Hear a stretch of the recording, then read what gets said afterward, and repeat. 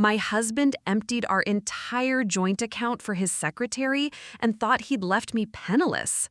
What he didn't know was that my grandmother's $2.3 million trust fund had just matured, and I was about to turn his betrayal into the biggest mistake of his life. 3 weeks later, when the foreclosure notice arrived at his dream house, he finally understood what real devastation felt like.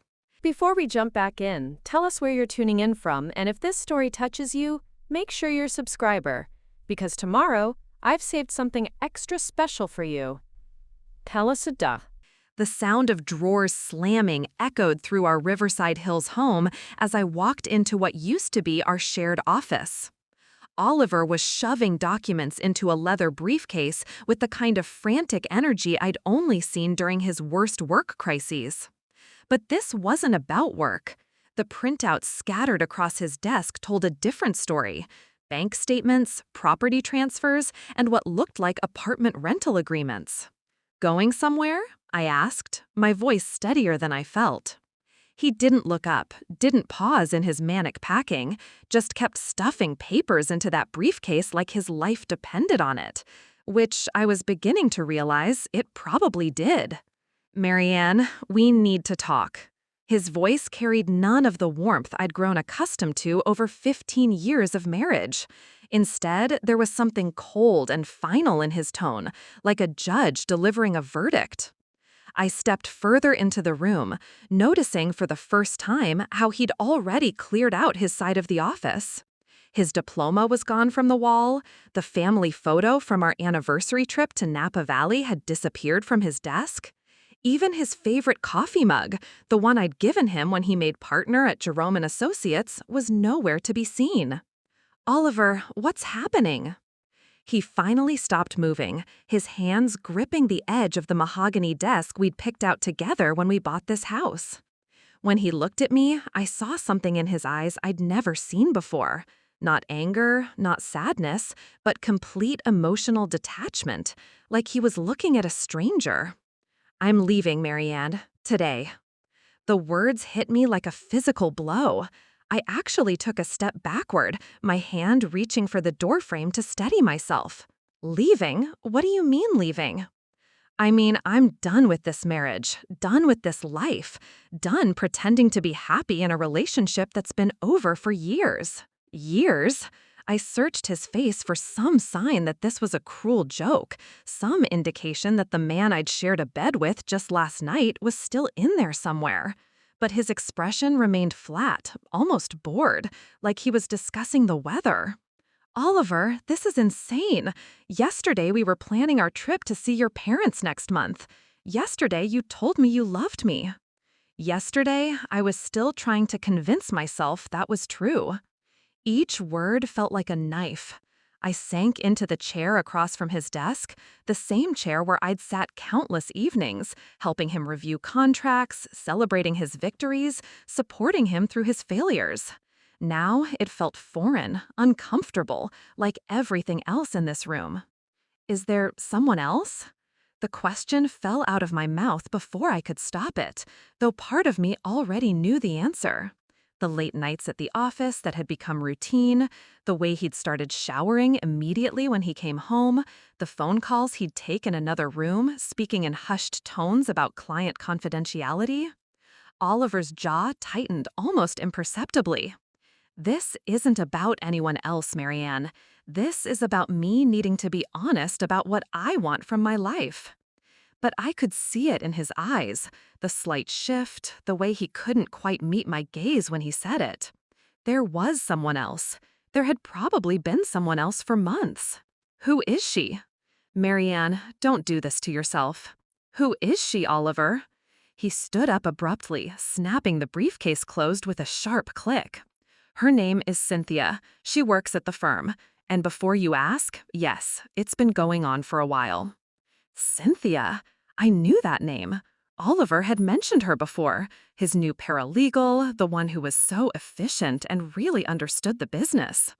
The one who'd been working those late nights with him, helping with the Morrison case that seemed to require endless evening meetings. How long? Does it matter? It matters to me. Oliver pulled a manila envelope from his desk drawer and set it down in front of me. 8 months. 8 months. I stared at the envelope, afraid to touch it, afraid to know what documents it contained. 8 months meant this wasn't some sudden infatuation. This was planned, calculated, deliberate. What's in the envelope? Divorce papers. I've already signed them. I need you to sign them too. The room started to spin. This couldn't be real. Divorce papers? He'd already filed for divorce without telling me, without even hinting that he was unhappy. I'd been living in a marriage that had already ended, and I was the last person to know. Oliver, we can work through this. We can go to counseling. I don't want to work through this. His voice cut through my desperate suggestions like a blade. I want out, Marianne. I want to start over with someone who makes me alive again. The cruelty of that statement took my breath away. 15 years of marriage, and he was reducing our entire relationship to me not making him feel alive. As if I was some burden he'd been carrying, some obligation he was finally ready to shed. What about our life together? Our home? Our plans? I've already made arrangements. He gestured toward the envelope. The house will need to be sold, obviously. The proceeds will be split according to the prenup we signed. Prenup? I'd almost forgotten about that document we'd signed so eagerly in our 20s, both of us convinced we were protecting each other. Now it felt like a trap I'd walked into blindly. And our accounts? Something flickered across Oliver's face, too quick to interpret, but it made my stomach clench with new dread. Everything will be handled fairly, according to the agreement.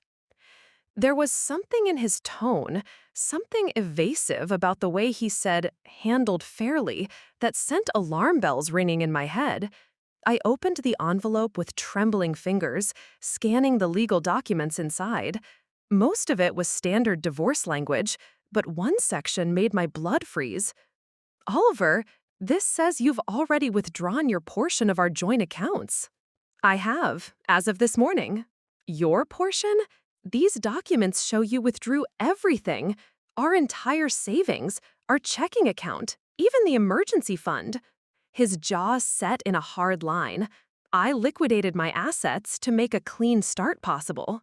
Your assets? That money was ours, Oliver. 15 years of our combined earnings, our shared savings, our joint emergency fund. Actually, if you check the account records, you'll find that roughly 80% of those deposits came from my income. I'm simply taking what's rightfully mine. I stared at him in disbelief. I worked part-time to support your career. I managed our household. I entertained your clients. I sacrificed my own ambitions so you could build the practice. That money represents both of our contributions to this marriage. And now the marriage is over. He picked up his briefcase and headed toward the door. Just like that, 15 years dismissed with the emotional weight of a business transaction. Oliver, you can't just leave me with nothing. He paused in the doorway, not turning around.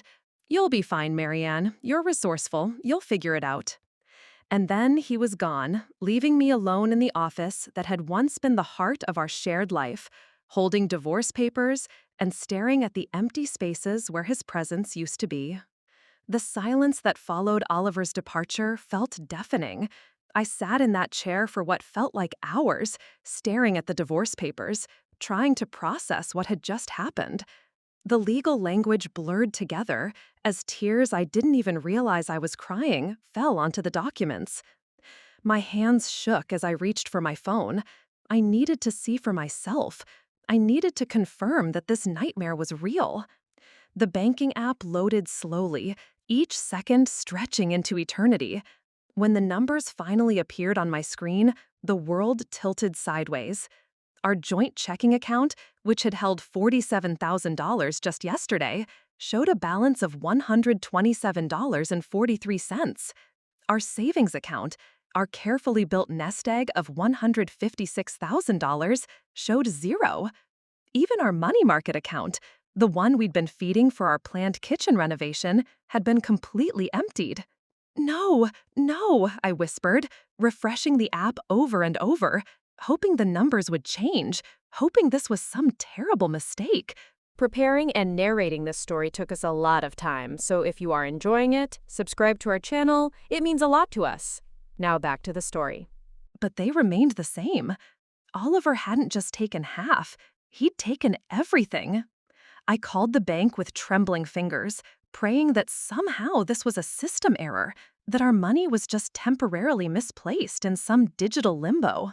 Mrs. Devereaux, the customer service representative's voice was sympathetic but firm. I see the concern, but all the withdrawals were authorized. Your husband had full access to these accounts, and the transfers were completed this morning at 8:47 a.m. 8:47? While I was making his coffee, while I was humming along to the radio, planning our weekend, completely oblivious to the fact that my husband was systematically destroying our financial life. Ma'am, are you still there? Yes, I'm here. Can you tell me where the money was transferred? I can see that the funds were moved to an account at First National, but I can't provide specifics about the receiving account without proper authorization. First National? That wasn't our bank. Oliver had opened new accounts, planned this entire financial ambush, and I'd been completely blind to it. After hanging up, I walked through our house like a ghost, seeing everything with new eyes. The family photos lining the hallway seemed to mock me now. Our wedding picture on the mantelpiece looked like evidence of an elaborate con game. How long had he been planning this? How long had he been living a double life while I foolishly believed we were building a future together? I found myself in our bedroom, staring at the closet where Oliver's fide had been completely cleared out. Even his cologne was gone from the dresser. This hadn't been a sudden decision, born from this morning's conversation. This was methodical, calculated. He'd been slowly removing pieces of himself from our life, and I'd been too trusting to notice. My phone buzzed with a text message. For a wild moment, I hoped it might be Oliver, telling me this was all a mistake, that he'd come to his senses and was coming home. Instead, it was from my neighbor, Claudette Hale. Marianne, I hate to bother you, but I saw a moving truck at your house this morning while you were out. Everything okay? A moving truck? While I was at my yoga class, completely unaware that my marriage was ending, Oliver had been orchestrating the removal of his belongings. He'd planned every detail, every moment, every cruel revelation. I called Claudette back immediately. Claudette, what exactly did you see? Well, honey, I didn't want to pry, but there were 3 men loading boxes and furniture into a truck. Oliver was directing them, and there was a young woman with dark hair helping coordinate everything. I assumed you knew. A young woman with dark hair. Cynthia. She'd been here, in our house, helping Oliver pack up our life while I was gone. She'd stood in our bedroom, our kitchen, our living room, probably laughing about the clueless wife who had no idea her world was crumbling. Did they take much? I'm so sorry, Marianne. They took quite a bit. His office furniture, some of the artwork, that beautiful leather sectional from your living room. The woman seemed to know exactly what they wanted. She had a list. A list. Oliver and his mistress had systematically cataloged which of our possessions they wanted for their new life together. They'd divided up 15 years of accumulated memories and belongings like they were splitting up business assets. Claudette, I need to ask you something, and please be honest with me. How long has this been going on? The woman, have you seen her before? There was a long pause. Marianne, sweetie, I've seen her car in your driveway several times over the past few months, always during the day when you were at work. I thought maybe she was a client or something, but what? Well, last month I saw them together on your back patio. They were sitting very close, and it didn't look like a business meeting. Last month. My neighbor had witnessed my husband's affair happening literally in my backyard, and I'd been completely oblivious. How many other people knew? How many of our friends, our colleagues, our neighbors had been watching this unfold while I remained blissfully ignorant?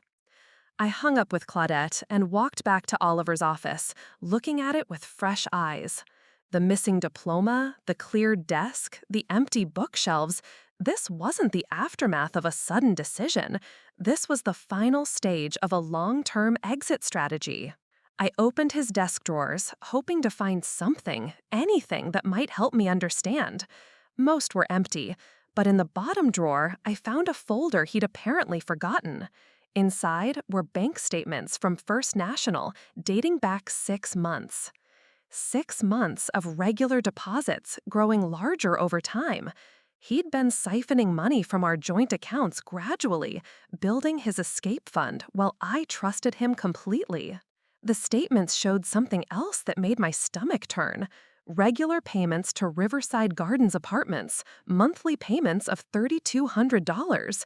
He'd been maintaining a separate apartment for months, probably the love nest he shared with Cynthia while coming home to me every night like nothing had changed.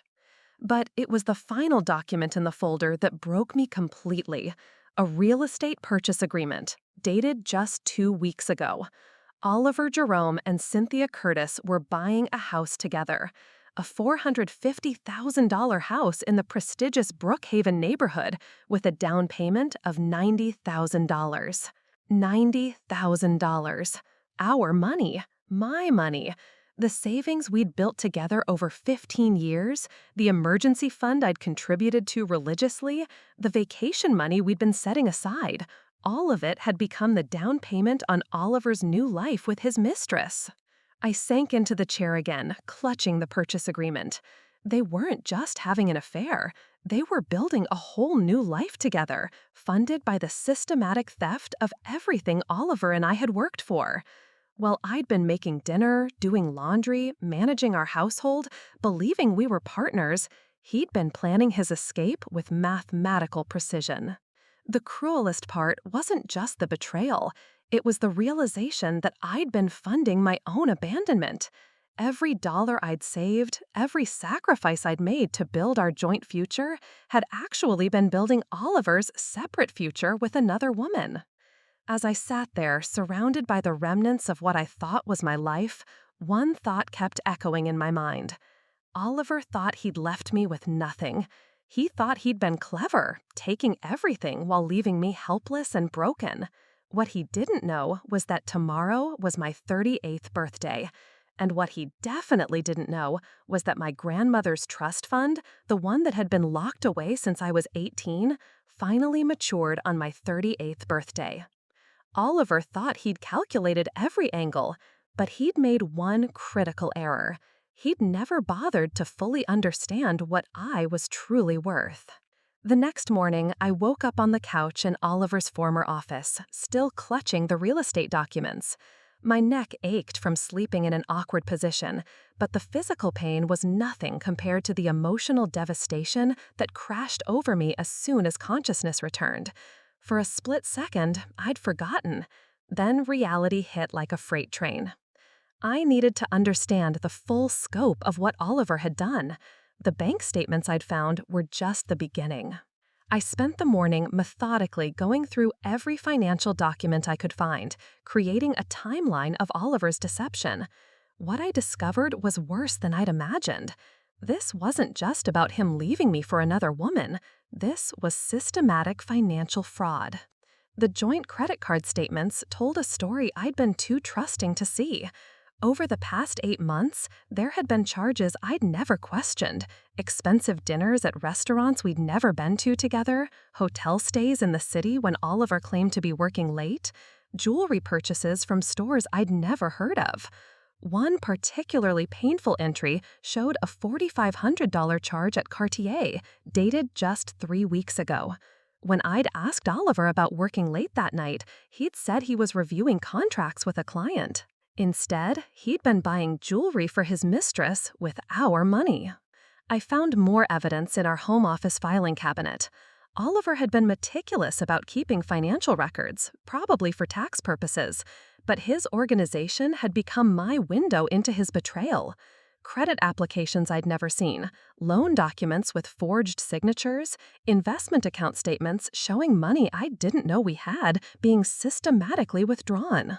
The worst discovery came when I found a folder labeled Property Investments hidden behind our tax returns. Inside were documents showing that Oliver had taken out a home equity line of credit against our house 6 months ago, borrowing $120,000 against the property we'd nearly finished paying off. The money had been transferred to various accounts, and based on the bank statements I'd found, it had all gone toward funding his new life with Cynthia. Our house, the home I helped design, the place where I'd planned to grow old, was now carrying debt I'd never agreed to. Oliver had used our most valuable asset as collateral for his affair. I called our mortgage company, dreading what I might learn. Mrs. Devereaux, yes, I can confirm that a home equity line of credit was opened on your property 6 months ago. The current outstanding balance is $118,000. I never signed those documents. I'm looking at the paperwork now, and I do show your signature on the application. My signature. I asked them to fax me copies of the documents, and when they arrived an hour later, I stared at what was obviously a forged version of my signature. Oliver had practiced it well. It was close enough to pass casual inspection, but I could see the differences. The way he'd formed the M in Marianne was slightly off, and the final flourish on Devereaux was too controlled, lacking the natural flow of my actual signature. But proving forgery would be nearly impossible without expensive legal help I couldn't afford, especially now that Oliver had drained our accounts. The phone rang, startling me from my investigation. The caller ID showed Jerome and Associates, Oliver's law firm. Marianne, this is Jeremy Curtis. I recognized the voice of Oliver's senior partner. I hope I'm not calling at a bad time. Jeremy Curtis. Curtis. The same last name as Cynthia. My blood ran cold as I realized this wasn't a coincidence. Actually, Jeremy, it's not a great time. I understand this must be difficult. Oliver briefed me on the situation yesterday. I'm calling because there are some procedural matters we need to discuss regarding his departure from the firm. His departure? Yes, Oliver submitted his resignation yesterday, effective immediately. Normally, we'd require more notice, but given the circumstances. What circumstances? There was a pause. Marianne, I assumed you knew. Oliver and my daughter Cynthia are relocating together. They've asked me to handle some of the legal aspects of Oliver's transition. Jeremy Curtis was Cynthia's father. Oliver's boss was the father of his mistress, and he was helping coordinate my husband's betrayal. Jeremy, did you know about their relationship? Another pause, longer this time. Marianne, I'm not comfortable discussing. Did you know your daughter was having an affair with a married man? Did you know Oliver was stealing money from our joint accounts to fund their relationship? I think this conversation should probably happen through attorneys. I think you're probably right. I hung up, my hands shaking with fury. Oliver hadn't just betrayed me with some random secretary. He'd betrayed me with the boss's daughter, and the boss was helping cover it up. The entire firm was complicit in this conspiracy. I forced myself to keep digging. In Oliver's home computer, which he'd apparently forgotten to wipe clean, I found email chains that made me physically sick. Messages between Oliver and Cynthia dating back 10 months, discussing their situation and how to handle Marianne when the time came.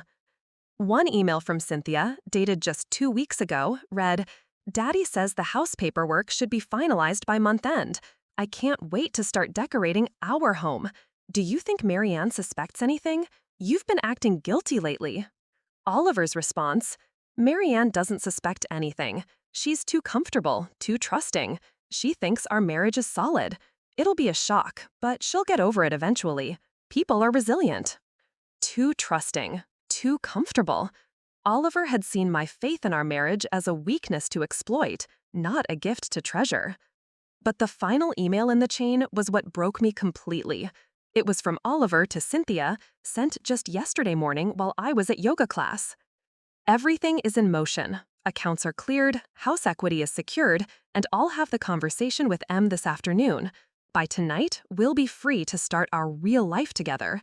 She'll never see it coming, and by the time she figures out how to respond, we'll be settled in Brookhaven with enough money to start fresh. She contributed so little to our financial situation that she'll barely be an inconvenience to shake off. Barely an inconvenience. 15 years of marriage, and I was an inconvenience to shake off? I printed every email, every bank statement, every document I could find.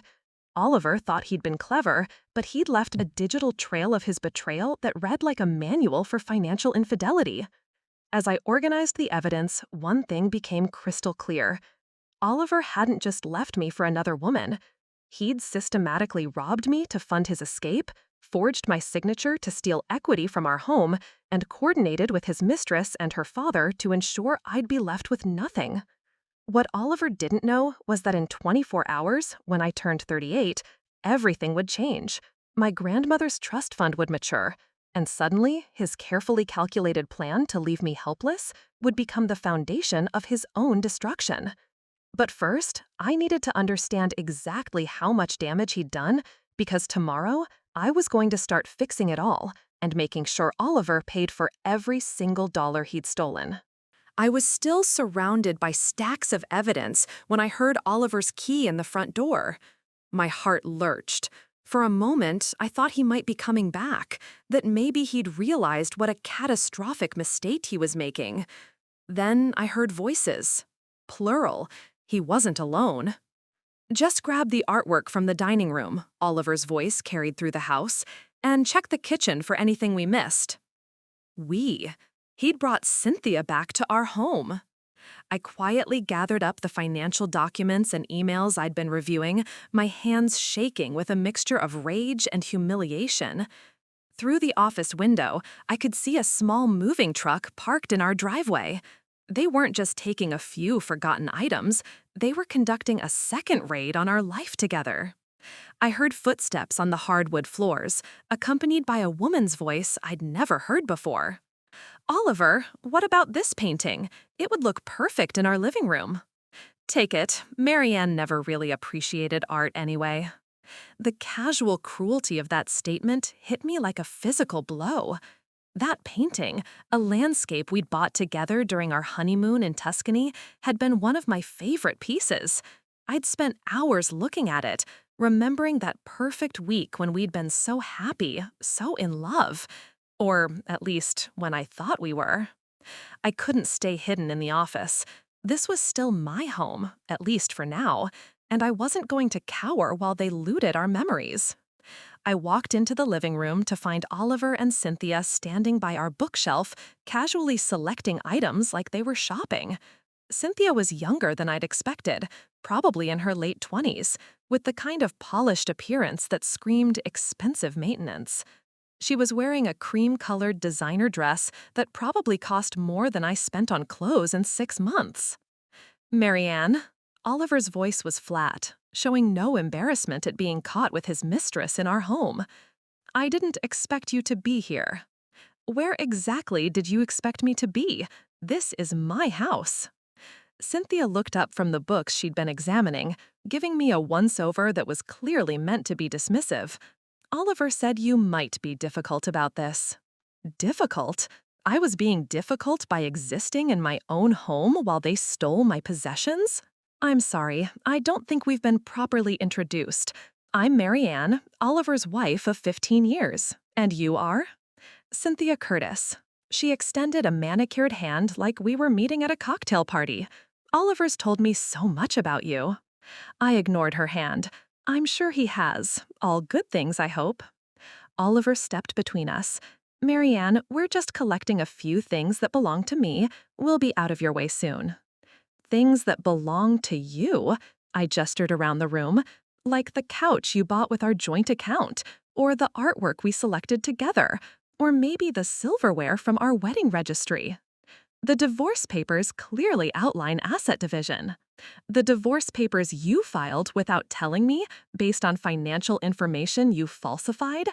I pulled out some of the bank statements I'd discovered, like these credit card charges for jewelry I've never seen, or hotel stays I knew nothing about, or this home equity loan you took out with my forged signature. Oliver's face went pale. He'd thought I would be too devastated or too trusting to investigate. He'd underestimated me completely. Cynthia, however, seemed unfazed. Oliver, we don't have time for this drama. The moving truck is on the clock. Drama? My marriage ending was drama to this woman? You know what's interesting, Cynthia? I turned to face her directly. I found some of your emails on Oliver's computer, the ones where you discuss how to handle the Marianne situation. Very touching, really. Her confident expression faltered slightly. I don't know what you think you found. I found everything. I pulled out printed copies of their email exchanges, your discussions about using my money for your house down payment, your plans to keep the affair secret until Oliver could secure the assets, your lovely comment about me being too stupid to see what's right in front of my face. Oliver grabbed for the papers, but I stepped back. Those are private communications. Between my husband and his mistress, conducted on devices paid for with my money, discussing the theft of my assets. I don't think privacy is your strongest legal argument here, Oliver. Marianne, you're making this more complicated than it needs to be. Oliver's voice took on the patronizing tone he used with difficult clients. We can handle this like adults. Adults? You mean like how you handled our marriage, with lies, theft, and fraud? Cynthia huffed impatiently. Oliver, she's just being vindictive. Can't we call the police or something? Call the police? I almost laughed. Yes, let's call them. I'd love to show them these forged loan documents and explain how my husband emptied our joint accounts to buy a house with his girlfriend. Those transfers were legal, Oliver started. Legal but not ethical, and definitely not honest. I looked between them. These two people who'd systematically destroyed my life while convincing themselves they were the victims. Cynthia's mask of politeness finally slipped. Look, Marianne, I know this is hard for you, but Oliver wasn't happy. He hasn't been happy for years. Sometimes people grow apart, and it's better for everyone if they just accept reality and move on. Move on, I repeated the word slowly. With stolen money and forged documents? Oliver earned that money. Oliver earned his salary. I earned mine. The joint accounts represented our combined contributions to this marriage. The house equity belonged to both of us. He had no right to take any of it without my consent. Oliver stepped forward, his lawyer instincts finally kicking in. Marianne, I strongly advise you not to make accusations you can't prove in court. Court? I smiled, and something in my expression must have unnerved him because he actually took a step back. Oliver, you're absolutely right. Court is exactly where this belongs. And when we get there, I'm going to make sure the judge sees every email, every forged document, every fraudulent transaction. I'm going to make sure everyone knows exactly what kind of man you really are. You can't. I can, and I will, because you made one crucial mistake in all your careful planning. What mistake? Cynthia demanded. I gathered up my evidence, holding it against my chest like armor. You thought I was weak. You thought I was helpless. You thought I'd be too broken or too stupid to fight back. You can't. I can, and I will, because you made one crucial mistake in all your careful planning. What mistake? Cynthia demanded. I gathered up my evidence, holding it against my chest like armor. You thought I was weak. You thought I was helpless. You thought I'd be too broken or too stupid to fight back.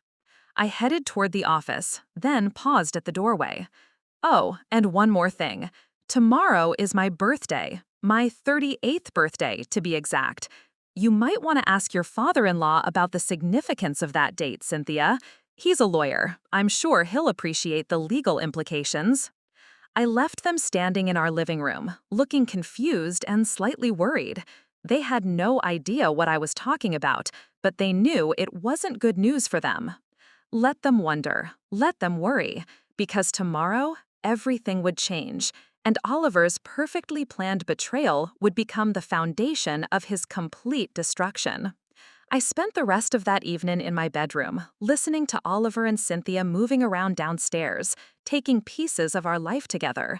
Every sound, the scraping of furniture, the clink of dishes being packed, their muffled conversations, felt like another wound being carved into my heart. But underneath the pain, something else was building, a cold, focused determination that surprised me with its intensity. At exactly 11:47 p.m., I heard Oliver's key turn in the lock one final time, followed by the sound of the moving truck pulling away. The house fell into a silence so complete it felt like a held breath. I walked downstairs to survey the damage. The living room looked like it had been ransacked by very polite burglars. They'd taken the expensive artwork, the leather furniture, even the coffee table we'd bought for our first apartment. What remained looked sparse and sad, like the skeleton of a life rather than a home. But as I stood there in the ruins of my marriage, my phone buzzed with a text message from an unknown number. "Happy early birthday, Marianne. Tomorrow changes everything. Sleep well. A friend who knows your worth." I stared at the message, my heart racing. Who could have sent this? How did they know about my birthday? More importantly, how did they know about tomorrow's significance? I tried calling the number, but it went straight to a generic voicemail. I texted back, "Who is this?" but received no response. The message felt like a lifeline thrown into dark water.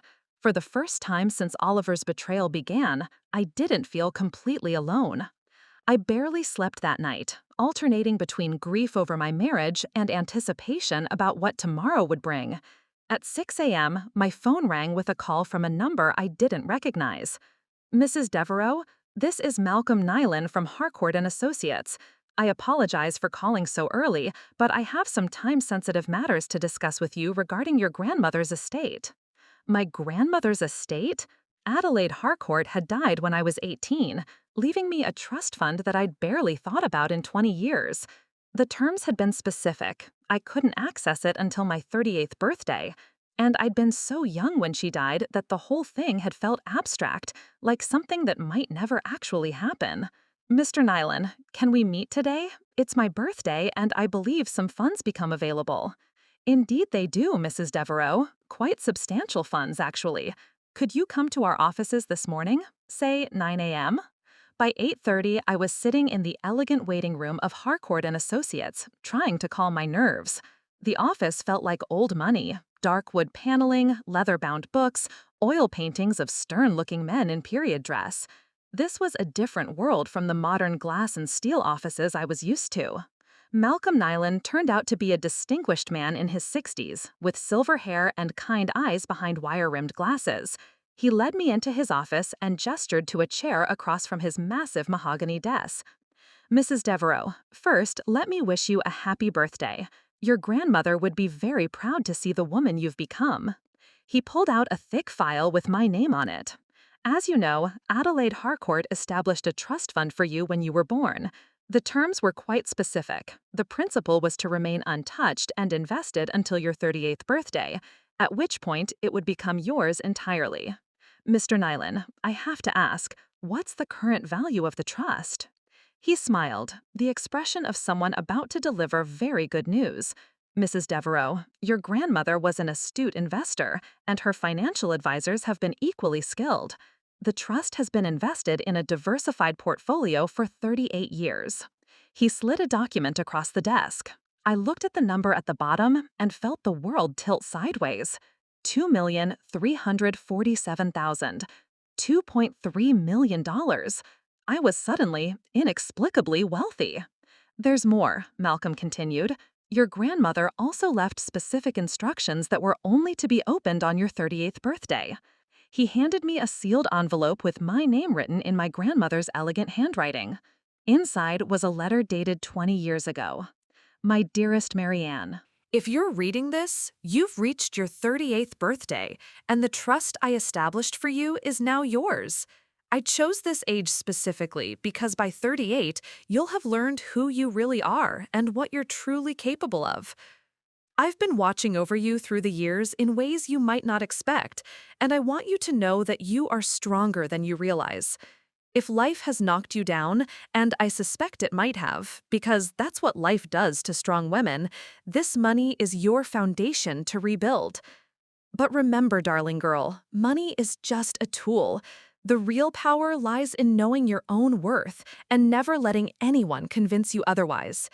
Use this gift wisely, use it boldly, and never ever let anyone make you feel small again. All my love, Grandmother Adelaide. P.S. Mr. Nyland has been instructed to provide you with any assistance you need. He's been watching over this trust for 20 years, and he cares about your welfare almost as much as I do. I looked up at Malcolm, tears streaming down my face. The text message last night, was that from you? He smiled mysteriously. Your grandmother asked me to keep an eye on you, Mrs. Devereaux. When certain public records indicated you might be going through some difficulties, I thought a little encouragement might be helpful. You know about Oliver?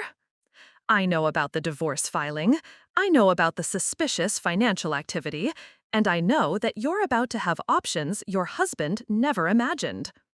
For the first time in 3 days, I felt something I'd almost forgotten: hope. Oliver thought he'd left me powerless and broken. He thought he'd calculated every angle, stolen every resource, left me with nothing. He had no idea that his wife had just become a millionaire. I walked out of Malcolm Nyland's office feeling like I was floating 6 inches above the ground. The weight of the trust fund documents in my purse felt both surreal and empowering.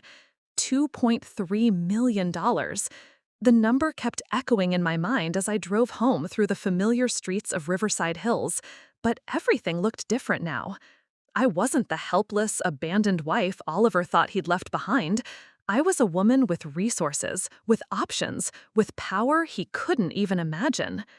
But Malcolm had been very clear about one thing: I needed to be strategic. Don't do anything dramatic immediately, he'd advised as I prepared to leave his office. Your husband has shown himself to be calculating and potentially vindictive.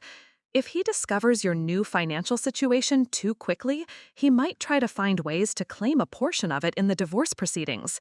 Better to let him continue believing he has all the advantages while you quietly put your pieces in place. So I went home and did something that felt almost surreal in its ordinariness. I made myself lunch. I sat at my kitchen table, eating a turkey sandwich and drinking tea, while mentally calculating how completely I could destroy Oliver's carefully laid plans. The normalcy of the moment felt like wearing a disguise. Over the next few days, I fell into a routine that would have looked unremarkable to any outside observer. I went to the grocery store, picked up dry cleaning, even attended my regular book club meeting on Thursday evening. But underneath this veneer of normal life, I was quietly setting forces in motion that would change everything. Malcolm had recommended a law firm that specialized in complex divorce cases involving hidden assets and financial fraud.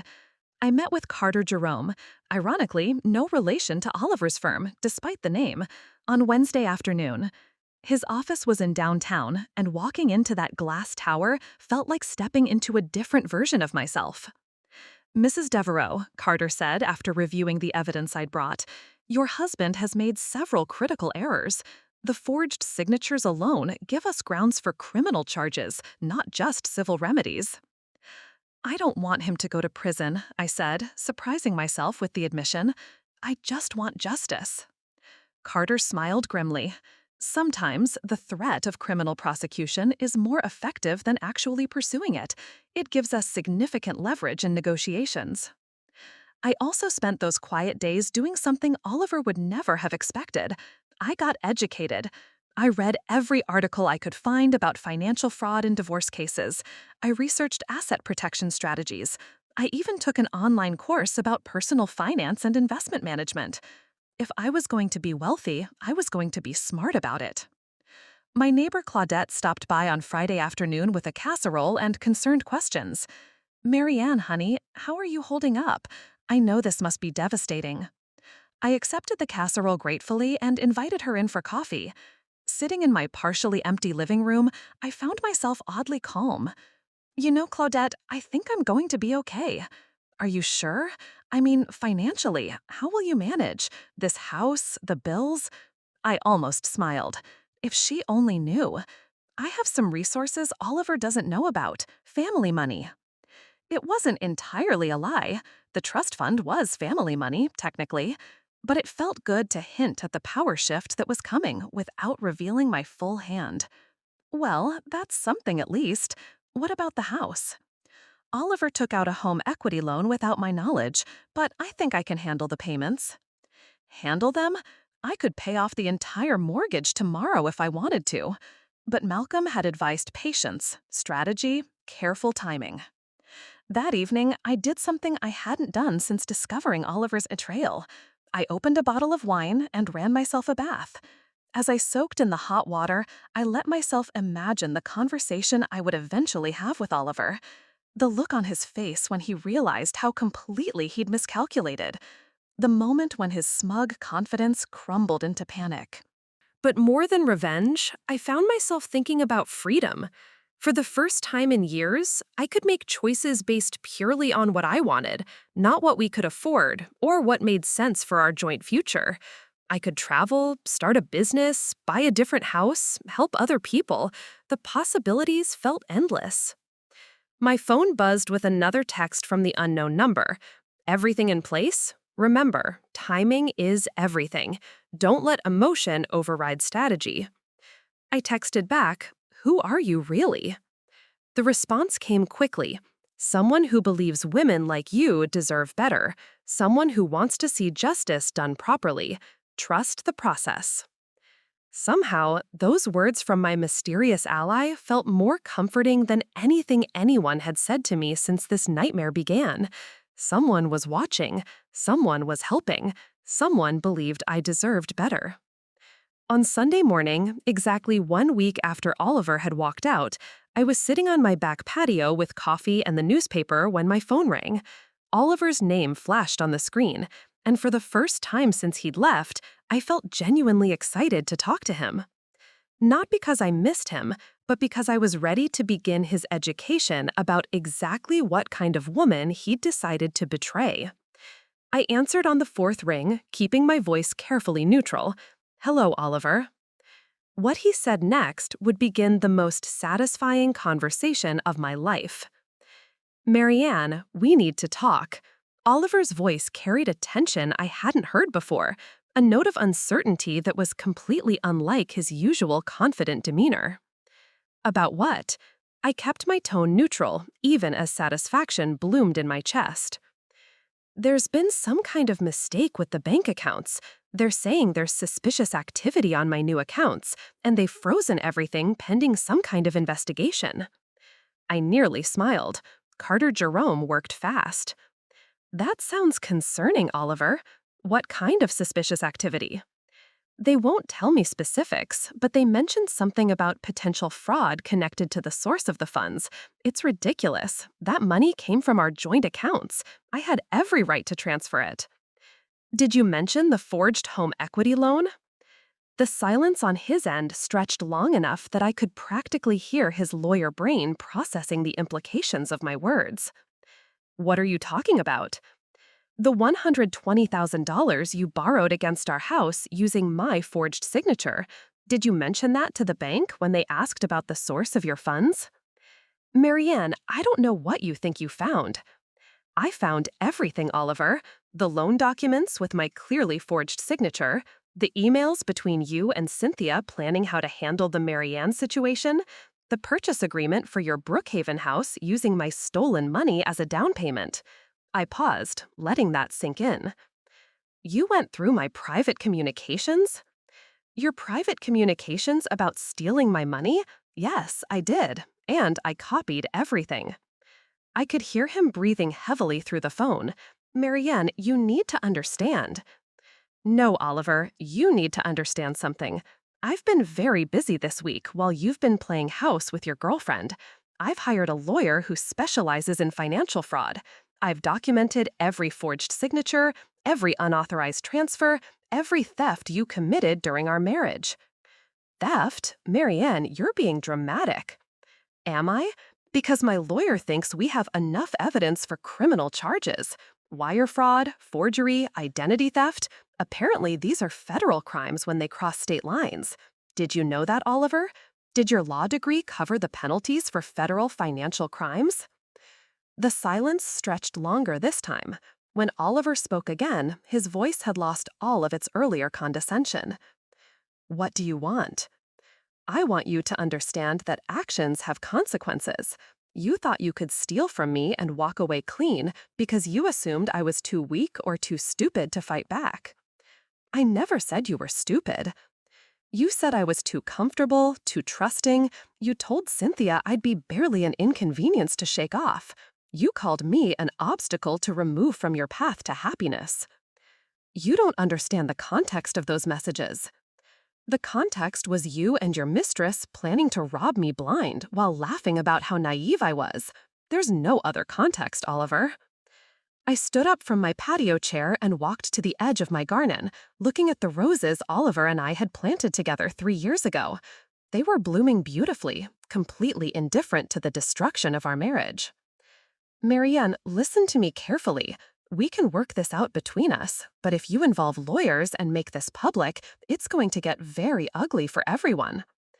"It's already ugly, Oliver. You made sure of that when you decided to commit fraud." "I'm trying to be reasonable here." "No, you're trying to avoid consequences." My phone beeped with a call waiting. I glanced at the screen. Carter Jerome. "Oliver, I need to take another call. My lawyer is on the other line." "Marianne, don't do anything rash. Think about what's best for both of us." "What's best for both of us would have been you not stealing from me in the first place. But since we're past that point, I'm going to do what's best for me." I switched to Carter's call. "Marianne, I have some interesting updates. The bank investigation moved faster than I expected.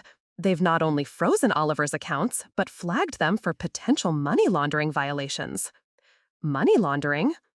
"When someone uses forged documents to obtain loans and then immediately transfer large sums to different institutions, it triggers automatic federal monitoring systems. Oliver's financial activity over the past 6 months has created what we call a pattern of suspicious behavior." I felt a surge of vindictive pleasure. What does that mean practically? "It means Oliver can't access any of the money he stole from you. It also means federal investigators are now looking at his financial history. If they find evidence of systematic fraud, which we know they will, this becomes a federal case." "How long before he realizes how serious this is?" "Based on what you've told me about his call, I'd say he's starting to understand, but I don't think he grasps the full scope yet. He's still thinking like this is a civil divorce matter he can negotiate his way out of." "When will he learn otherwise?" "Soon. I've also filed motions to freeze all marital assets pending a full forensic audit.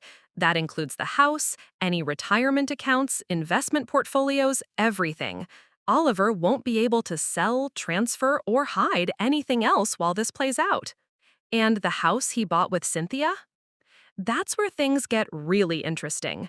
Since the down payment came from fraudulently obtained funds, the title company is now investigating the sale. There's a good chance that transaction will be voided entirely." I thought about Cynthia, probably decorating their new love nest right now, having no idea that her dream house was about to become a legal nightmare. "Carter, there's something else I need to tell you, something Oliver doesn't know about me." "What's that?" "I just inherited a substantial trust fund, $2.3 million. The pause that followed was so long, I wondered if the call had dropped. "Marianne, that changes everything. With that kind of financial security, we can pursue this case as aggressively as needed without worrying about your ability to cover legal costs. More importantly, it means Oliver's attempt to leave you financially devastated has backfired spectacularly." I smiled, finally letting myself feel the full satisfaction of my position. He has no idea, does he? None whatsoever. And when he finds out, it's going to be the most expensive mistake of his life. The next morning, I was reviewing financial documents at my kitchen table when an unmarked black sedan pulled into my driveway. 2 people in business suits got out, a woman with short blonde hair and a tall man with a leather briefcase. They looked exactly like what they were, federal investigators. My doorbell rang at exactly 9 a.m. Mrs. Devereaux, I'm Agent Ariel Hale with the Financial Crimes Unit, and this is Agent Malcolm Curtis with the FBI's White Collar Crime Division. We'd like to speak with you about some financial irregularities we've discovered in connection with your estranged husband. I invited them in, offering coffee, which they politely declined. We sat in my living room, still sparse from Oliver's theft of our furniture, while they opened their briefcases and pulled out thick files. Mrs. Devereaux, we're investigating what appears to be a sophisticated pattern of financial fraud involving your husband, Oliver Jerome, and his associate, Cynthia Curtis. We understand you may have information relevant to our investigation. Agent Hale spread several documents across my coffee table. Bank statements, loan applications, transfer records. Some I recognized from my own investigation, others I'd never seen before. How extensive is this investigation? I asked. More extensive than your husband realizes, Agent Curtis replied. What started as routine monitoring of suspicious banking activity has uncovered a network of fraudulent transactions spanning multiple states and institutions. Agent Hale pointed to a timeline they'd created. The pattern begins approximately 8 months ago with small, regular transfers from joint accounts to new accounts opened under Oliver Jerome's name. These transfers gradually increased in size and frequency. Then 6 months ago, Agent Curtis continued, we see the initiation of fraudulent loan applications, home equity loans, personal credit lines, even business loans using fabricated employment information. I studied their timeline, seeing my marriage destruction laid out in financial data points. What kind of amounts are we talking about? Total fraudulent activity appears to exceed $400,000, Agent Hale said. Your husband has been systematically exploiting multiple credit sources, using both legitimate and fraudulent means. $400,000. I'd thought Oliver had stolen $200,000 from our joint accounts and home equity. The actual scope was twice what I'd discovered.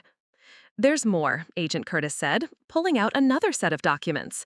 Cynthia Curtis's father, Jeremy Curtis, has been facilitating some of these transactions through his law firm's trust accounts. We believe he's been helping Oliver move money in ways designed to hide it from forensic accounting. Jeremy Curtis, Oliver's boss, Cynthia's father, had been actively helping them commit federal crimes. Jeremy Curtis is also under investigation? I asked. Let's say we're examining his financial activities very carefully, Agent Hale replied diplomatically. Using attorney trust accounts to hide marital assets is a serious violation of both federal law and legal ethics. Agent Curtis leaned forward. Mrs. Devereaux, we need your help to build a comprehensive case. You've already provided substantial evidence to your divorce attorney, but we need you to walk us through everything you discovered in your own words. For the next 2 hours, I told them everything. I showed them Oliver's abandoned computer files, the printed emails between him and Cynthia, the forged loan documents, the timeline of suspicious charges on our credit cards. I explained how I'd pieced together their plan to steal our joint assets and disappear to Florida with Cynthia's father's help. You've done remarkable investigative work, Agent Hale said when I finished. Most fraud victims don't discover this level of detail about their spouse's criminal activity. I had strong motivation, I replied dryly. Agent Curtis smiled grimly. Yes, betrayal tends to sharpen one's focus. There's one more thing we need to discuss with you, Mrs. Devereaux. He pulled out a different folder. Our investigation has revealed that you recently inherited a substantial trust fund. We need to ensure that these assets are properly protected and that your husband can't claim any portion of them in divorce proceedings. My heart stopped. How do you know about the trust fund? Financial institutions are required to report large asset transfers to federal monitoring systems, Agent Hale explained. When someone goes from having minimal assets to suddenly controlling over $2 million, it triggers automatic reviews. Are you investigating me too? We're protecting you, Agent Curtis said firmly. Your husband's criminal activity could potentially be used by his attorney to claim he has rights to marital assets he wasn't aware of during the marriage. We're documenting that the trust fund predates his criminal behavior and was not accessible to either of you during the marriage. Agent Hale nodded. Essentially, we're building a firewall around your inheritance so Oliver can't touch it, even if his lawyers get creative. There's something else, Agent Curtis said. We have reason to believe Oliver and Cynthia are planning to leave the country. They've been researching real estate in non-extradition countries and making inquiries about international banking. My blood chilled. They're going to run? They're certainly preparing for that possibility, which is why we need to move quickly. We're going to arrest Oliver and the Curtises within the next 48 hours, but we wanted to prepare you first. Arrest them? Agent Hale's expression was serious. Mrs. Devereaux, what your husband did to you wasn't just cruel, it was criminal. Wire fraud, bank fraud, identity theft, money laundering, conspiracy, these are serious federal crimes with serious penalties. How serious? Each count of wire fraud carries up to 20 years in federal prison. Bank fraud is another 30 years. When you add conspiracy charges and the sophisticated nature of the scheme, Oliver could be looking at decades behind bars. I sat back in my chair, overwhelmed. I'd wanted justice, but I hadn't fully understood what federal justice looked like. Mrs. Devereaux, Agent Curtis said gently, you need to understand that this case goes far beyond your divorce now. Your husband's criminal activity has made this a federal matter. Even if you wanted to drop charges, which you can't at this point, the government is pursuing this case. What happens next? Tomorrow morning, Oliver Jerome will discover that his criminal career is over, Agent Hale said, and everything he stole from you is coming back with interest. The federal agents had been gone for less than an hour when Carter Jerome called with news that made my head spin. Marianne, you need to sit down for this. The FBI's investigation has uncovered something that makes Oliver's theft from you look like petty cash. I was already sitting at my kitchen table, still processing everything the agents had told me, but I gripped the phone tighter. What do you mean? Oliver and the Curtis family have been running a sophisticated embezzlement scheme through Jeremy Curtis's law firm for at least 2 years. They've been stealing from client trust accounts, estate funds, even charity accounts managed by the firm. How much money are we talking about? Conservative estimate, over $3 million. I felt dizzy. $3 million? It gets worse. Remember how I told you Oliver couldn't access the money he stole from you because his accounts were frozen? Well, the FBI just discovered he's been using those funds to pay back some of the client money they stole. Your marriage wasn't just funding his affair, Marianne. It was funding a massive criminal enterprise. I thought about all those late nights Oliver claimed he was working on client cases, all those weekend trips to the office that seemed to multiply over the past year. He hadn't been building his legal career, he'd been systematically robbing his clients. Who are the victims? That's what makes this so heinous. Elderly clients who trusted the firm with their life savings, widows whose husbands left them estates that Jeremy Curtis was supposed to manage, a children's cancer charity that had $200,000 in donations stolen. Each revelation felt like another punch to the stomach. I'd been married to a man who stole from cancer patients. Carter, how did they think they'd get away with this? The plan was elegant in its simplicity. Oliver would divorce you, take half the marital assets as his clean money, then disappear to a non-extradition country with Cynthia. Jeremy Curtis would retire early, claiming health problems, and slowly close down the trust accounts, making it look like legitimate business wind-down rather than theft. And Cynthia? She was the inside coordinator. Her job at the firm gave her access to client files, banking information, and trust account passwords. She's been the technical brains behind the operation. I thought about the young woman who'd stood in my living room just days ago, casually selecting my possessions like she was shopping. She hadn't just been Oliver's mistress, she'd been his criminal partner. The FBI agents mentioned they think Oliver and Cynthia are planning to flee the country. They've already started. According to the investigation, Oliver liquidated his 401k yesterday, paying massive penalties to get cash quickly. They've booked flights to Switzerland for this weekend. Switzerland, a country with strict banking privacy laws and no extradition treaty with the United States. Carter, what about the other victims, the elderly clients, the charity? That's where your situation becomes even more significant, Marianne.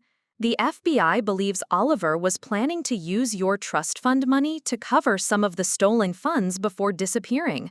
When you inherited that $2.3 million, it probably looked like a gift from heaven to him. My blood ran cold. He was going to steal my inheritance too? Think about it. Oliver filed for divorce immediately after your birthday, but he didn't know about the trust fund yet. He was probably planning to reconcile with you long enough to gain access to those accounts, then disappear with everything. I felt sick. Oliver's betrayal wasn't just personal, it was part of a larger pattern of victimizing vulnerable people. How many elderly clients had trusted him with their life savings? How many sick children wouldn't receive treatment because of money stolen from that charity? There's something else, Carter continued. The FBI found evidence that this isn't Jeremy Curtis's first rodent. He's been investigated twice before for questionable handling of client funds, but charges were never filed. Oliver knew about this history when he joined the firm. Oliver knew he was working for a criminal? More than that, the evidence suggests Oliver specifically sought out Jeremy Curtis because of his willingness to bend ethical rules. This whole relationship with Cynthia might have started as a business arrangement that became personal. I thought about the timeline Agent Hale had shown me. Oliver's suspicious financial activity had started 8 months ago, right around the time Cynthia joined the firm. Had their affair been genuine, or had it been part of a calculated plan to steal as much money as possible before disappearing? Carter, I need to ask you something, and I want you to be completely honest. Of course. If I hadn't inherited that trust fund, if I'd been left with nothing like Oliver planned, would anyone have investigated this? Would these other victims have gotten justice? There was a long pause. Probably not. Most financial crimes like this go undetected for years because the victims don't have the resources to hire forensic accountants or experienced criminal attorneys. Your inheritance gave you the power to fight back, and that fight exposed a much larger criminal conspiracy. I walked to my window and looked out at the neighborhood where I'd thought I was building a quiet, honest life with a man I trusted. How many other wives were sitting in their kitchens right now, unaware that their husbands were criminals? How many elderly people were trusting lawyers who were stealing their money? What happens to the other victims when Oliver and the Curtises are arrested? The FBI will freeze all assets they can locate and begin the process of returning stolen funds. It won't be everything. Some money has probably already been moved overseas, but it'll be something. My phone buzzed with a text from the unknown number that had been supporting me through this ordeal. The web is unraveling faster than they anticipated. Justice comes for those who prey on the vulnerable. Stay strong. I smiled grimly. Whoever my mysterious ally was, they were right. Oliver thought he was clever, thought he could steal from me and disappear into a life of luxury funded by other people's suffering. Instead, his greed had exposed a criminal conspiracy that was about to destroy multiple lives, including his own. Tomorrow, when the FBI knocked on his door, Oliver would finally understand what real devastation felt like. At 6:30 a.m. the next morning, my phone rang with a call from Agent Hale. Mrs. Devereaux, I wanted to give you a heads up. We're executing arrest warrants in approximately 1 hour.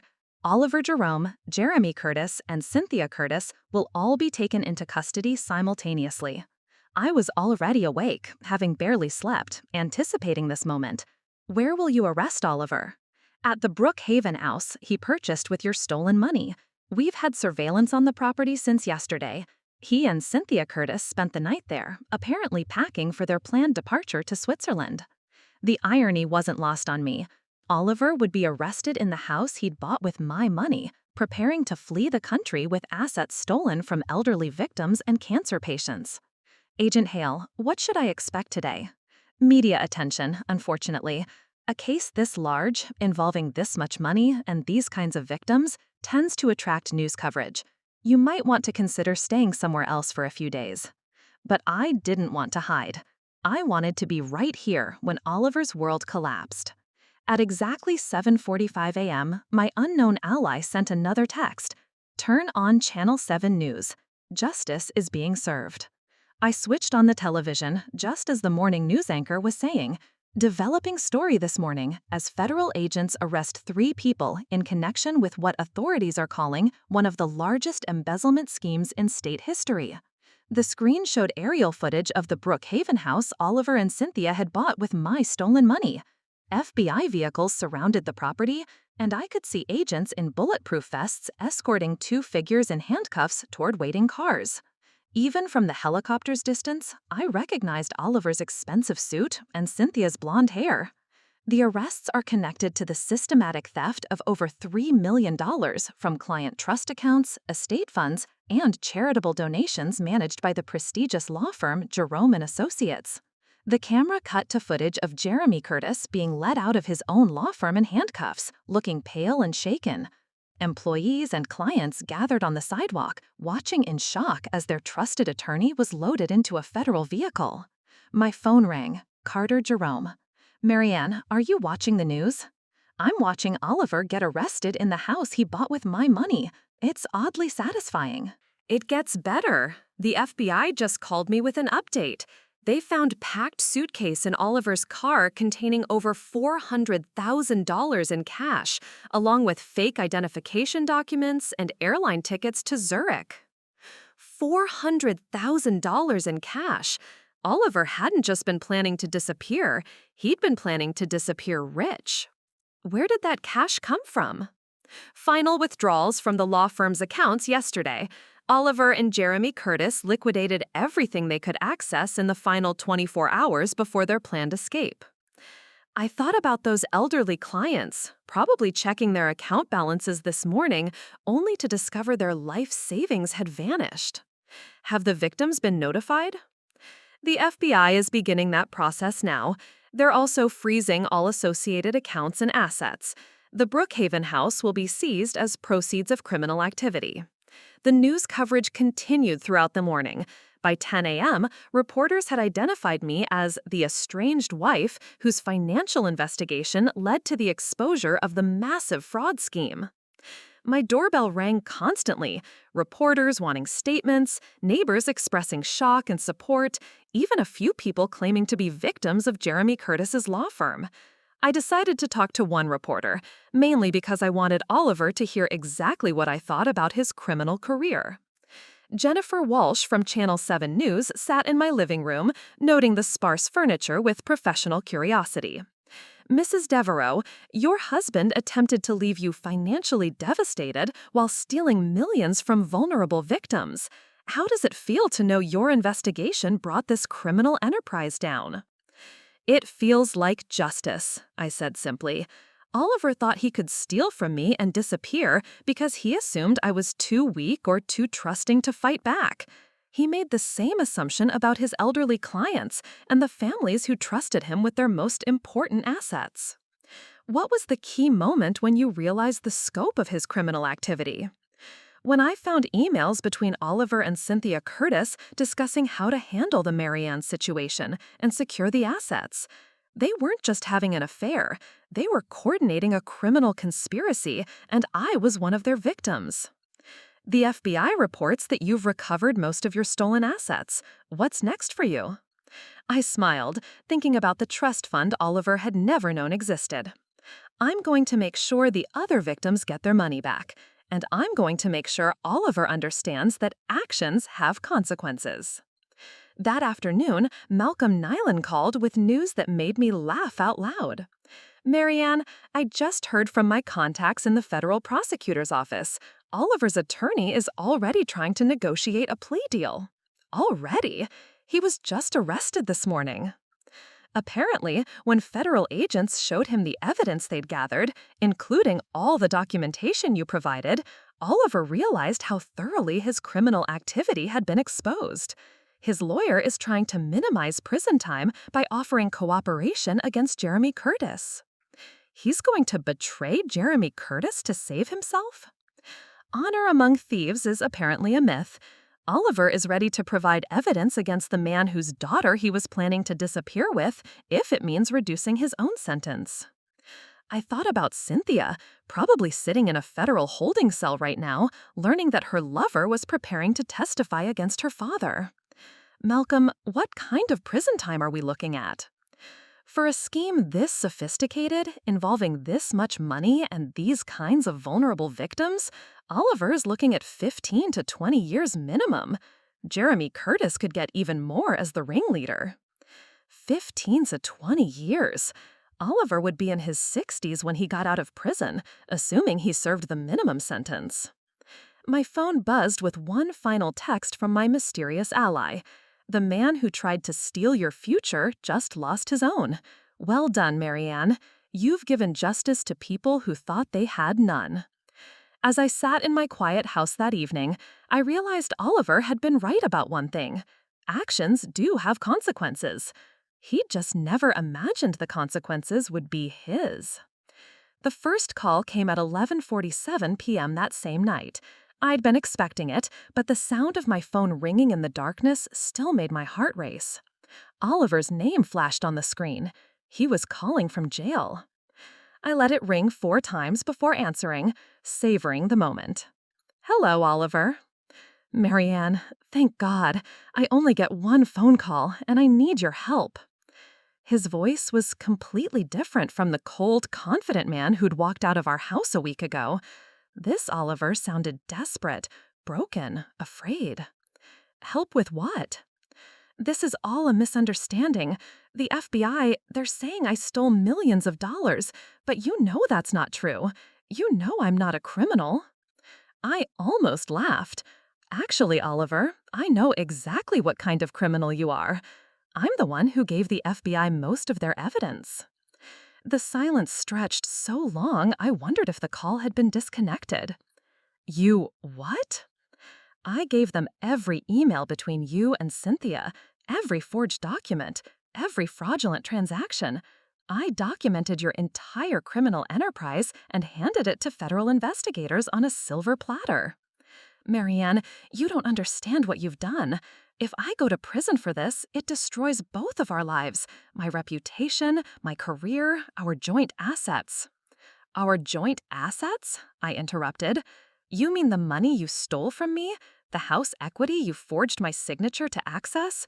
The retirement funds you liquidated without my knowledge? That money was meant to secure our future. No, Oliver. That money was meant to secure your future with Cynthia Curtis while you left me penniless. The FBI explained your whole plan to me. I could hear him breathing heavily through the phone. What plan? Marianne, you're being paranoid. The plan to steal my inheritance when I turned 38? The plan to disappear to Switzerland with $3 million in stolen money? The plan to leave elderly clients and cancer patients holding worthless investment statements while you lived in luxury? How do you know about? He stopped abruptly, realizing he'd just confirmed everything. How do I know about Switzerland? The fake IDs? The $400,000 in cash you were carrying when they arrested you? I let each revelation sink in. Because the FBI knows everything, Oliver. Every detail of your criminal conspiracy. Marianne, listen to me. I can fix this, but I need you to not cooperate with their investigation. If you refuse to testify, I don't have a choice about testifying. This is a federal criminal case now. But even if I did have a choice, why would I help you? Because I'm still your husband.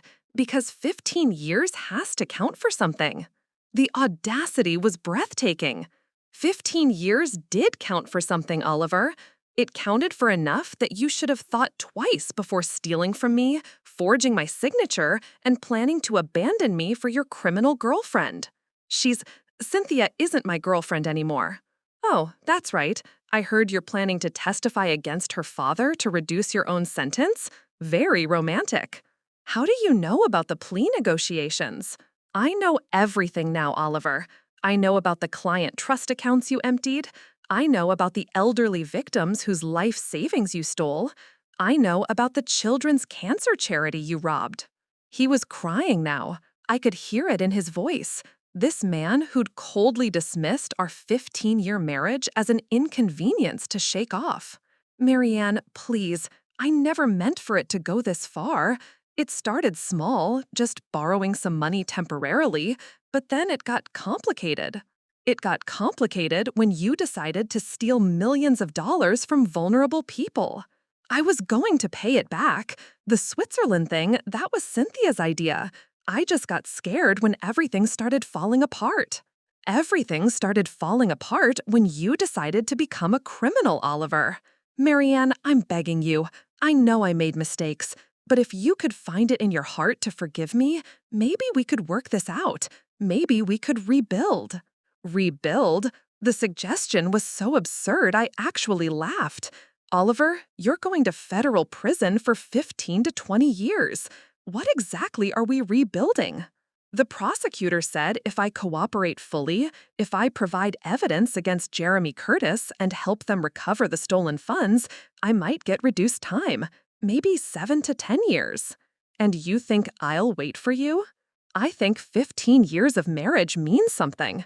I think the woman I married wouldn't abandon me when I need her most. The woman you married wouldn't have stolen from elderly people and cancer patients. The woman you married wouldn't have forged documents and committed federal crimes. The woman you married deserved better than what you became. I paused, letting him absorb that. But here's what's really going to devastate you, Oliver. You want to know why I'm not destroyed by your betrayal? Why I'm not begging you to come home? What are you talking about? My grandmother's trust fund matured on my 38th birthday. I'm worth $2.3 million, Oliver. While you were stealing from me to fund your criminal enterprise, I became independently wealthy. The sound he made was somewhere between a gasp and a sob. All your careful planning, all your systematic theft, all your cruel calculations about leaving me helpless, it was for nothing. You destroyed your life, your freedom, and your future for money I didn't even need. That's impossible. You would have told me. Why would I tell you about money I couldn't access until I turned 38? Money you would have probably tried to steal too. The line went quiet, except for the sound of Oliver crying. The most beautiful part, I continued, is that you could have simply asked for a divorce. I probably would have been generous in the settlement. Instead, you chose to become a federal criminal, and now you'll spend the next 2 decades in prison. Marianne. Goodbye, Oliver. Enjoy federal prison. I hear they're particularly hard on lawyers who steal from elderly people. I hung up on my husband for the last time. 3 days later, Carter Jerome called with news that made my blood boil. Marianne, Oliver's attorney has filed a motion claiming you have hidden marital assets that should be considered in the divorce proceedings. They're arguing that the trust fund should be divided as marital property. That's insane. The trust fund predates our marriage and was completely inaccessible during our entire relationship. I know, and we'll fight it, but there's something else. Oliver wants to meet with you in person. He's claiming he has information about recovered assets that could benefit you. I almost laughed. He wants to manipulate me into supporting his plea deal. Probably, but the federal prosecutor thinks it might be worth hearing what he has to say. If Oliver knows where more stolen money is hidden, it could help the other victims. Against my better judgment, I agreed to meet Oliver at the federal courthouse, with both our attorneys present.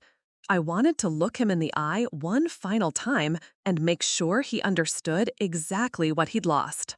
The courthouse conference room was stark and institutional, with fluorescent lighting that made everyone look pale and tired.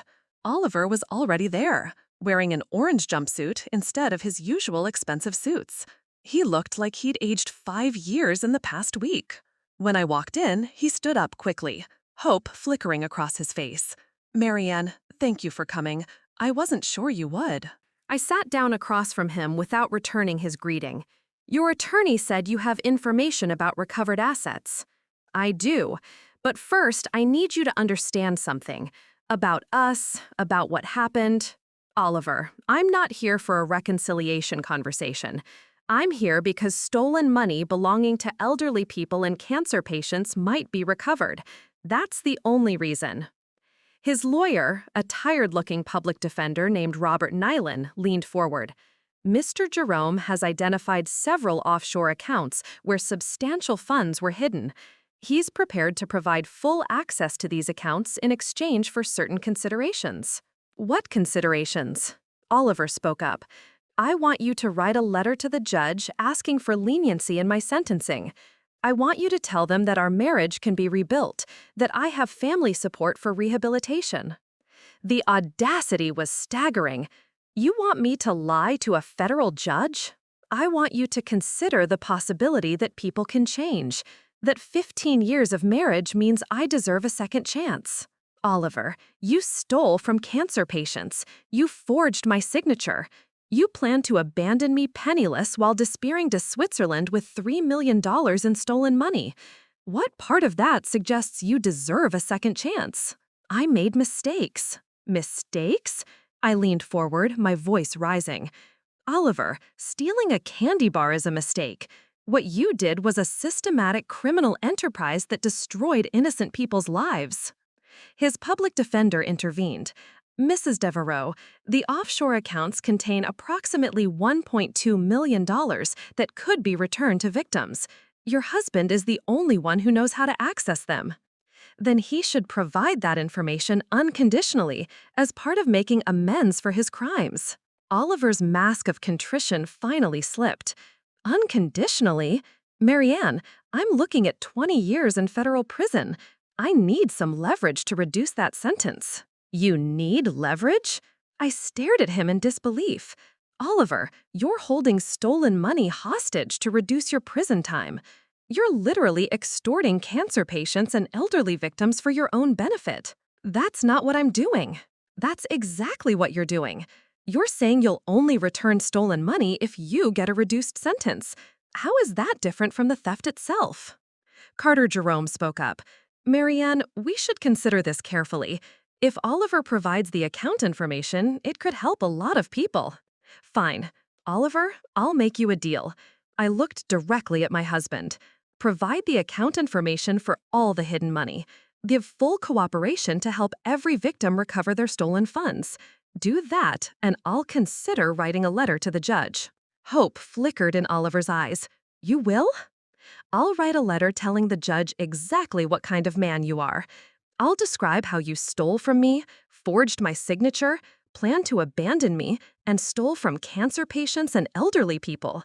I'll recommend the maximum possible sentence to ensure you never have the opportunity to victimize anyone else.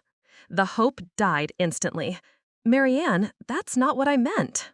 That's the only letter I'll ever write about you, Oliver. A letter telling the truth about your character and your crimes. Oliver turned to his attorney. Can she do that? Can she write a letter recommending maximum sentencing? Anyone can write a victim impact statement, the public defender replied wearily.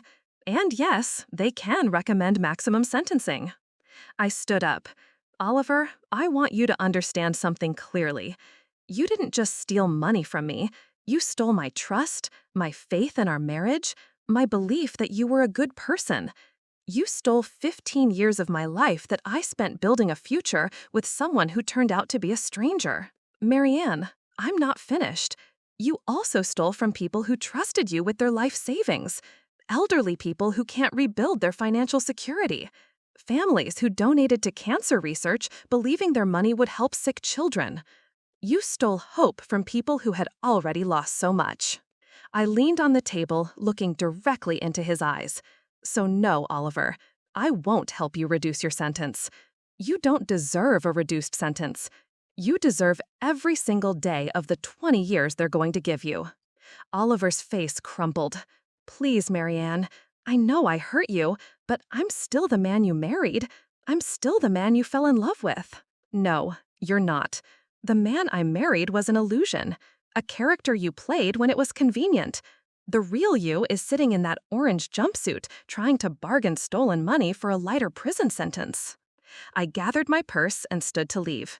Provide the account information, Oliver. Help the victims you created. Do it because it's the right thing to do, not because you want something in return.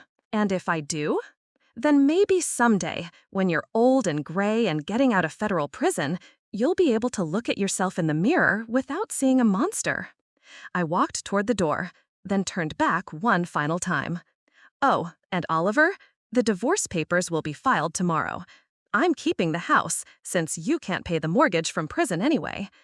Consider it partial compensation for the money you stole from me. Marianne, wait. But I was done waiting. I was done listening. I was done being married to a federal criminal who'd tried to destroy my life. Oliver could spend the next 20 years thinking about the choices he'd made. I was going to spend the next 20 years living the life he'd tried to steal from me. 2 weeks after Oliver's arrest, I received a call that changed my perspective on everything that had happened. Mrs. Devereaux, this is Dr. Patricia Hale from the National Center for Elder Justice. I'm calling because your investigation into your husband's criminal activity has had far-reaching implications beyond your personal case. I was sitting in my home office, formerly Oliver's office, reviewing financial documents with my new investment advisor. The trust fund money was being carefully managed and diversified, ensuring I'd never be vulnerable to financial betrayal again. What kind of implications? Your documentation methods and the evidence you gathered have become a model case study for how financial fraud victims can protect themselves and build criminal cases. We'd like to invite you to speak at our national conference about victim empowerment. The idea was both terrifying and appealing. Dr. Hale, I'm not an expert. I'm just someone who got angry enough to fight back. That's exactly why your story is so powerful. Most financial fraud victims feel helpless and overwhelmed. You proved that careful documentation and persistence can expose even sophisticated criminal schemes. Over the following days, I received similar calls from victim advocacy groups, law enforcement training programs, and even a university criminology department. My amateur investigation had apparently impressed professionals who dealt with financial crimes every day. Agent Ariel Hale from the FBI called with an update that made me proud of what I'd accomplished. Marianne, I wanted you to know that Oliver provided the offshore account information. We've recovered $1.2 million that's being returned to victims. How many people will get their money back? 43 elderly clients will recover their stolen life savings. The Children's Cancer Charity will get back $180,000. Several families who trusted Jeremy Curtis with estate management will recover substantial portions of their inheritances. That's incredible. It wouldn't have happened without your investigation. Most of these victims didn't even know they'd been robbed until your evidence exposed the entire scheme. Malcolm Nyland called later that day with news that felt like cosmic justice. Marianne, I have an interesting update about the Brookhaven house Oliver bought with your money. What about it? Since it was purchased with proceeds from criminal activity, the government is seizing it. But here's the beautiful part. They're auctioning it to recover funds for victims. And as the primary victim, you have first right of refusal to purchase it at auction. I almost laughed. You're telling me I can buy back the house Oliver purchased with my stolen money? At a significant discount, yes. The auction estimate is about 60% of what Oliver paid for it. What would I do with a house that's tainted by so much betrayal? You could turn it into something positive, maybe a safe house for financial fraud victims, or a training center for elder abuse prevention. The idea had immediate appeal. Taking the house Oliver had bought as a symbol of his criminal success and transforming it into a resource for protecting future victims felt like perfect justice. Malcolm, I want to make the purchase, and I want to dedicate the property to victim advocacy. I'll handle the paperwork. That evening, I sat in my garden watching the roses Oliver and I had planted together. They were still blooming, still beautiful, completely indifferent to the human drama that had unfolded around them. My phone buzzed with a final text from my mysterious ally. You've turned your pain into purpose, your betrayal into justice. Your grandmother would be very proud. I finally understood who had been helping me. Malcolm Nyland had been more than just my grandmother's attorney. He'd been her friend, and he'd been watching over me just as she'd asked him to do. For the first time since this nightmare began, I felt genuinely happy about the future. 6 months after Oliver's arrest, my life had transformed in ways I never could have imagined. The woman who'd been cowering in her kitchen while her husband packed his bags had become someone I barely recognized, and I loved who I was becoming. The Brookhaven house purchase had finalized, and I'd spent the past month converting it into the Harcourt Center for Financial Justice, named after my grandmother. The irony wasn't lost on me. The house Oliver had bought with stolen money to start his new criminal life had become a sanctuary for his victims. "Marianne, the center is ready for its first group session," announced Dr. Claudette Jerome, the trauma counselor I'd hired to help financial fraud victims process their experiences. She was no relation to Oliver's former firm, just an unfortunate coincidence in surnames that we'd learned to laugh about. The living room where Oliver and Cynthia had probably planned their escape now hosts support groups for elderly people. The master bedroom where they'd celebrated their criminal success had become an office where victims could access free legal consultations and financial planning services. How many people are we expecting today? 12 confirmed attendees, plus 3 family members who want to learn how to protect their elderly relatives. I walked through the house one final time before the session began. In the kitchen, where Oliver and Cynthia had probably toasted their criminal enterprise, I'd installed a coffee station and comfortable seating for informal conversations. The home office, where they'd planned their Switzerland escape, now housed computers loaded with financial security software and educational materials. The first support group session was emotional but empowering. Elderly victims who'd felt ashamed and helpless discovered they weren't alone. Adult children who'd blamed themselves for not protecting their parents learned about the sophisticated nature of financial predators. Mrs. Devereaux, said Carter Nyland, an 82-year-old retired teacher who'd lost $150,000 to Jeremy Curtis's scheme, "I want you to know that having this place, having someone who understands, it's given me hope again." Mr. Nyland, you've given me hope too. Seeing how strong all of you are, how determined you are to rebuild and protect others, it reminds me why fighting back was worth it.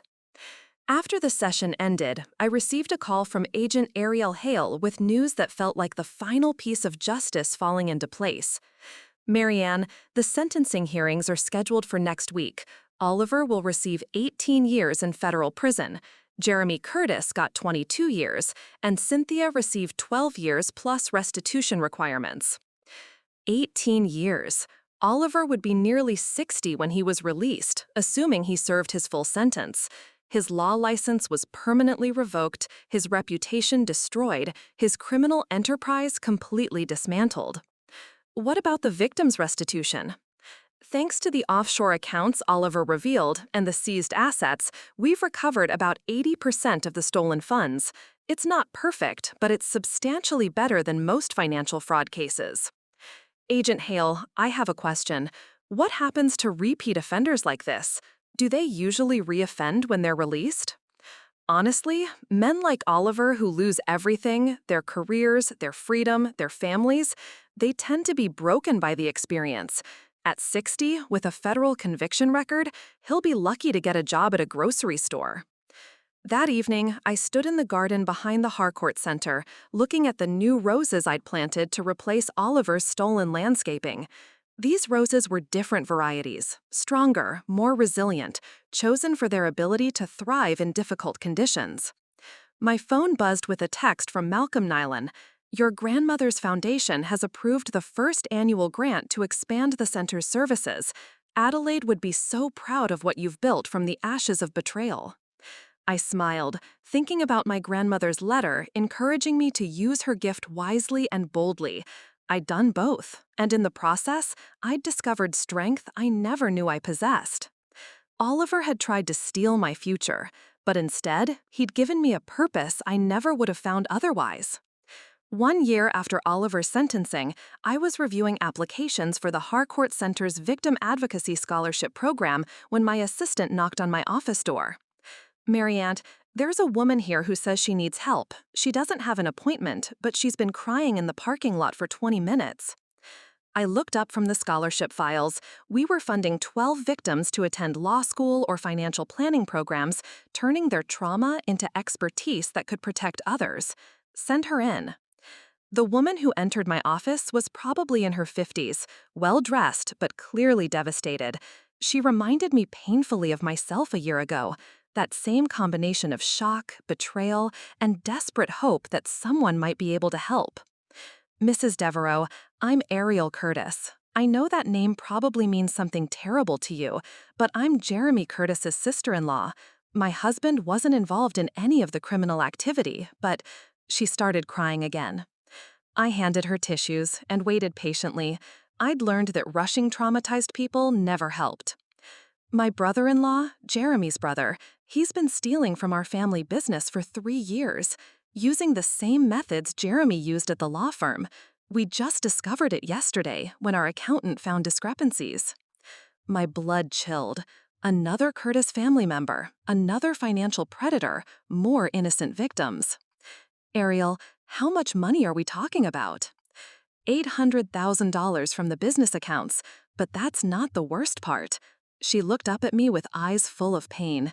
He's been stealing from his own children's college funds, from his elderly mother's care fund, from the family trust that was supposed to take care of my special needs daughter.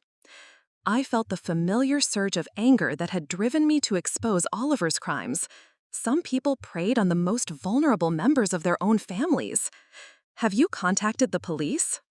Malcolm says if we report him, it'll destroy the family business, and everyone will lose their jobs. 23 people work for us, Mrs. Devereaux. Some of them have been with the company for decades. The classic manipulation tactic, making victims feel responsible for protecting the very criminal who'd victimized them. Ariel, what Malcolm is doing is criminal. The fact that reporting him might have consequences doesn't change that. I know, but I don't know how to fight this. I don't know how to protect my family without destroying everyone else's livelihood. I leaned forward, recognizing the same helplessness I'd felt when Oliver first betrayed me. Ariel, you're not responsible for the consequences of Malcolm's criminal choices. He created the situation, not you. But I don't have the resources to fight him. He controls the business accounts, the legal relationships, everything. What if you did have resources? What if you had legal support, financial backing, and people who understood exactly what you're going through? Hope flickered in her eyes. What do you mean? I opened my desk drawer and pulled out a business card for the new initiative I'd been developing, the Harcourt Foundation's Emergency Response Team for Financial Crime Victims.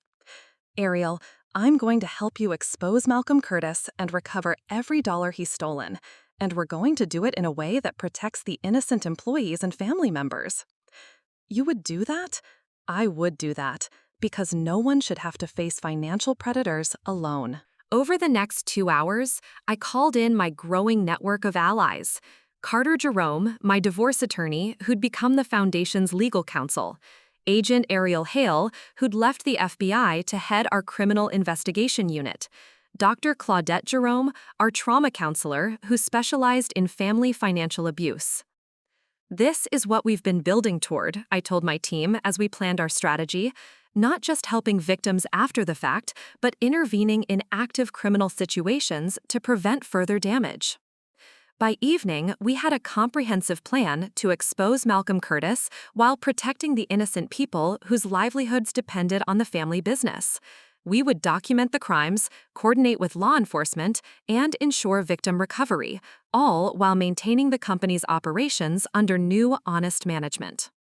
As Ariel left that day, she turned back to me with tears of gratitude. Mrs. Devereaux, why are you helping me? You don't even know me. Because a year ago, I was exactly where you are now. Someone helped me when I felt helpless, and now it's my turn to help someone else. That night, I realized my transformation was complete. I was no longer Oliver's victim or even his former wife. I was someone who turned personal trauma into a mission to protect others. Oliver had tried to destroy me, but instead, he'd created his worst nightmare, a woman with unlimited resources and an unshakable commitment to exposing financial predators. The foundation was growing, our reach was expanding, and justice was becoming a full-time job I actually loved. 2 years after Oliver walked out of our house with his suitcase, I stood in the garden of the Harcourt Center, watching our latest graduation ceremony.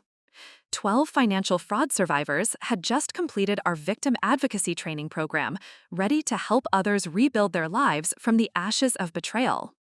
If you're listening to this story and recognizing pieces of your own life, I want you to understand something crucial.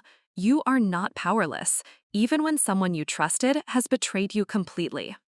When Oliver drained our accounts and walked away, he thought he was leaving behind a broken woman who would quietly accept her fate. He assumed I would be too devastated, too trusting, too weak to fight back. He was wrong about all of it. The trust fund was just money. What really saved me was the decision to refuse to be a victim. Every document I photographed, every email I printed, every phone call I recorded was an act of rebellion against someone who thought I didn't matter. Your betrayer, whoever they are, is counting on your silence. They're betting you'll be too ashamed, too overwhelmed, or too afraid to expose them. They believe you'll protect their reputation while they destroy your life. Don't give them that gift. Document everything. Screenshot those messages. Print those bank statements. Take photos of those documents. Trust your instincts when something feels wrong because they're probably right. Find your allies, lawyers, investigators, advocacy groups, family members who believe you. You don't have to fight alone, and you don't have to be wealthy to demand justice. Most importantly, remember that their betrayal reveals their character, not yours. Their choices to lie, steal, and deceive say nothing about your worth as a person. Oliver tried to steal my future. Instead, he gave me a purpose I never would have discovered otherwise. Sometimes the worst thing that happens to you becomes the foundation for the best thing you'll ever build. You are stronger than you know. You are worth more than they want you to believe, and you deserve so much better than what they gave you. Up next, you've got 2 more standout stories right on your screen. If this one hit the mark, you won't want to pass these up. Just click and check them out. And don't forget to subscribe and turn on the notification bell so you don't miss any upload from us.